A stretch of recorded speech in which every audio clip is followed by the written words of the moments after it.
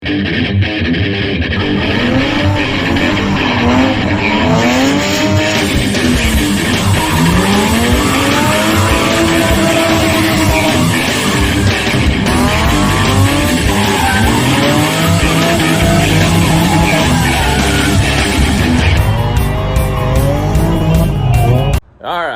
we're back at it.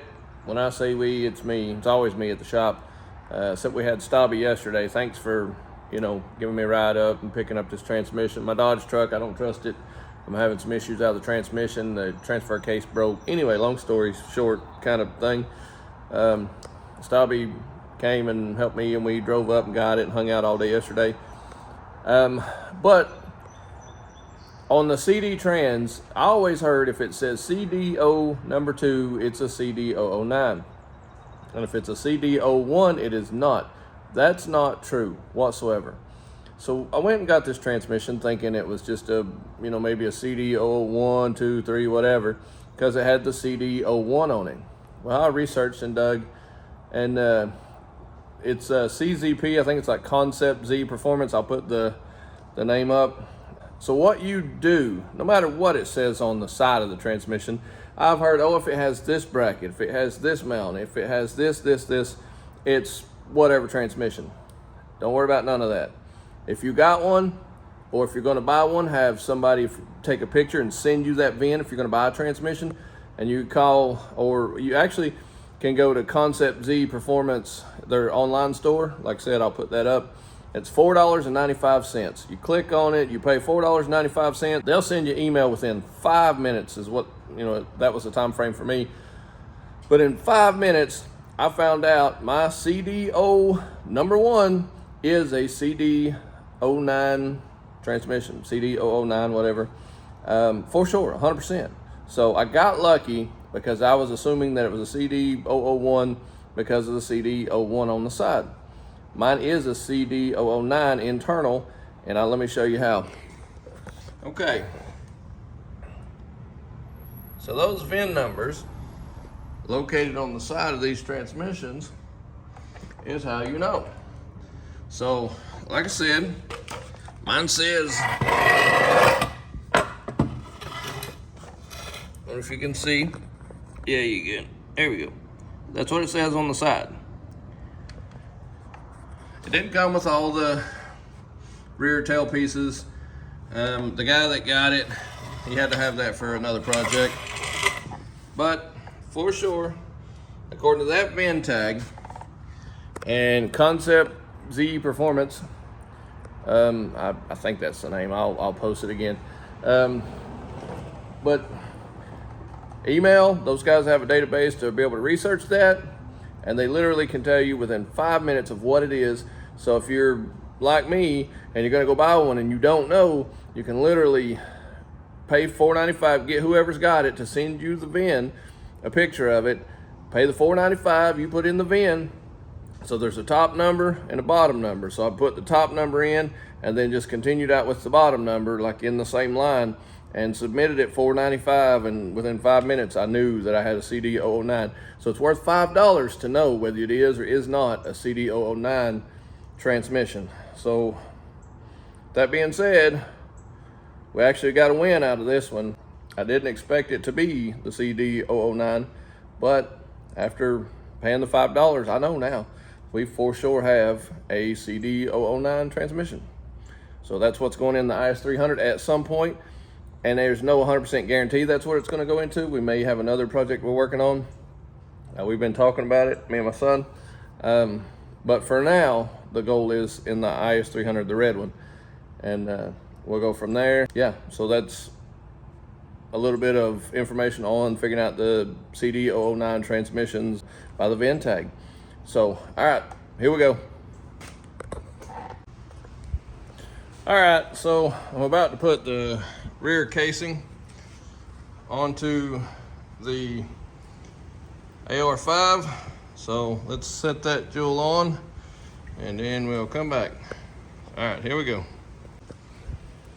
All right, so I had to put the first half on. Well, technically, these go on, there's snap rings right there. There's two of them, one there and one there. And that holds this from coming off. But when you put it back on, there's still a big gap behind them, so it doesn't hold them up tight. So you have to put the tail section on because it runs through. And so it actually grabs the front section and pulls it tight up against the centerpiece. So when you tighten the back, it actually tightens the front too. So I had to hurry up before my RTV dried. And so I got this one on, so I had to hurry up and clean this one, RTV it, and then throw my bolts in it to get my glue RTV set. Then I took Loctite, put on that one, and put that one back in. So that's pretty much all that really holds this thing together is those bolts, those two snap rings. You have to pull that bolt out so that rod will actually slip through that and come off. So that was pretty much it. So now where I put them on, I'm gonna pull my bolts out one at a time and put Loctite on those. And I did put blue Loctite on that one. So I don't think I have to Loctite them because the RTV is on all of them. So I may not. I think they'll actually be okay.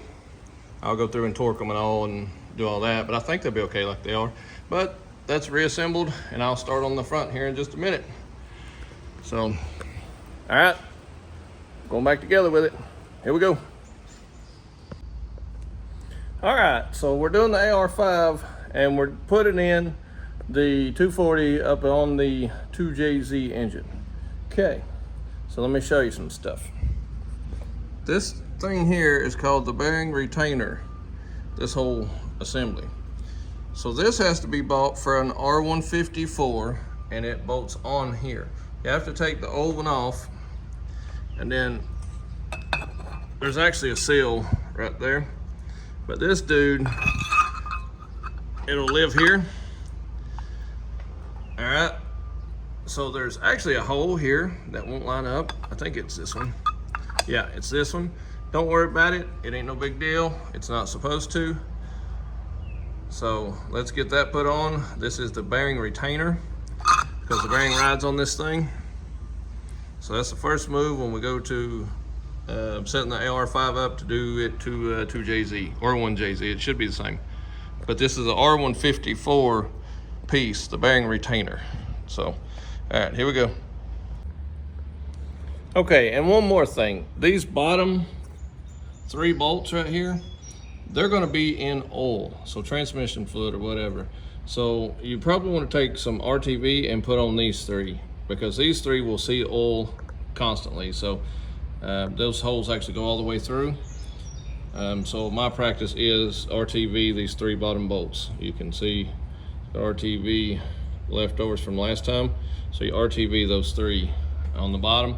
And you do that on like the 350Zs too, when you change the retainer on the 350Zs. Like any of those kits, those bottom 3 bolts will see oil. So always put some RTV on those things, keep it from leaking. All right, here we go. Okay, now we got that tightened on. You can see the RTV on the bottom 3 bolts. And you may get some on the top ones too, but you got some RTV, good squish in there. Make sure you got RTV coming out. It's good solid squish. Means you should be good and sealed. I like it. All right, so on my kit, when I bought mine, it came with these extended dowels.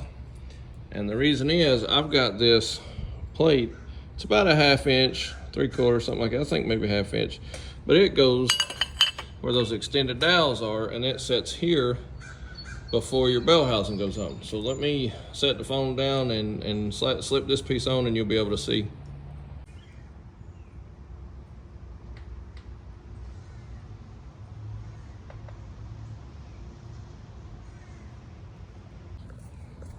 Okay, so now one thing you got to understand is when you put the bell housing on, you're going to have longer bolts than your factory bell housing. So you're going to have to find some bolts. I found a few with washers and, you know, they're longer or whatever, some shorter ones. And you can use like, so the sides where they're not high, the factory ones worked okay for me. But I had to find some longer ones for these spots and then I got to put one up there. But yeah, I had to hunt different bolts to make them work. So keep that in mind. And now once you get here, you got to put this doodad right there, and that's where your clutch arm rides on this thing. So that's the next step. Let me find one more bolt and tighten that one, then we'll be ready to go. All right, here we go. All right, so I've got the bearing retainer, the throw bearing arm, the place that it lives right there, that's all in. Everything's bolted up. That's what it should look like. I had to grind out this spot right there, so when I put my whatchamacallit on there, the slave cylinder, it was hitting that, so I have to grind that down. I figured grind that down versus the the slave cylinder, and so if the slave cylinder goes bad, I'd have to grind down the next one or the next one if I had problems out of it. But if I ground that down, I'd only have to do it one time. So I went ahead and just knocked that down. And so now, I'm ready to put it in the car.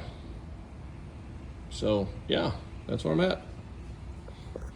But that's setting the AR5 up just like an R154 to be able to go into the 240 and made it up to the 2JZ. But again, don't forget you have to have an AR5 clutch disc with the R154 clutch kit. So you have to buy a clutch kit or whatever, just the flywheel and pressure plate, take the clutch out of that kit, and then get an AR5 clutch and put in that kit. Try to match them up best you can.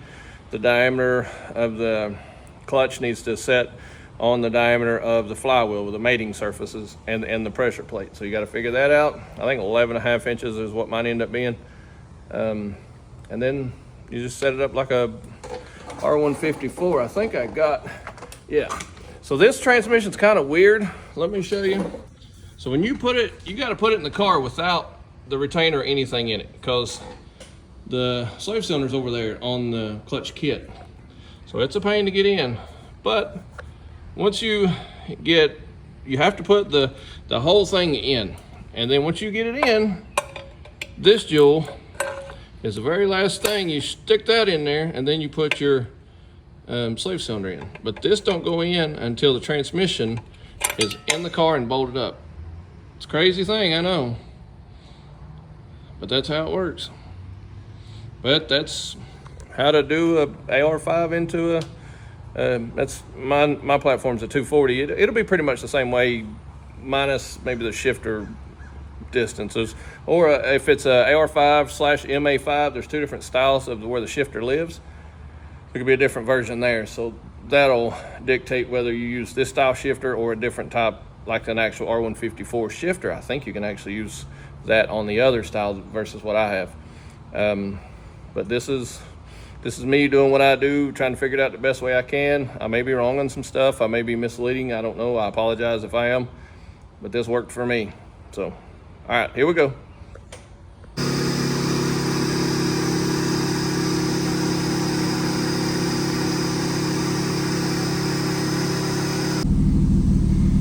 All right, so here's the test. There's first. Clutch is out. Second. Third, fourth, fifth. So we got all 4 gears. Now, there it is. There's reverse.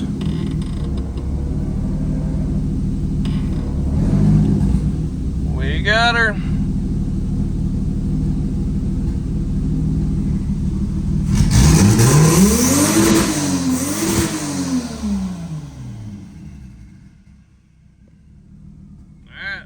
Here we go.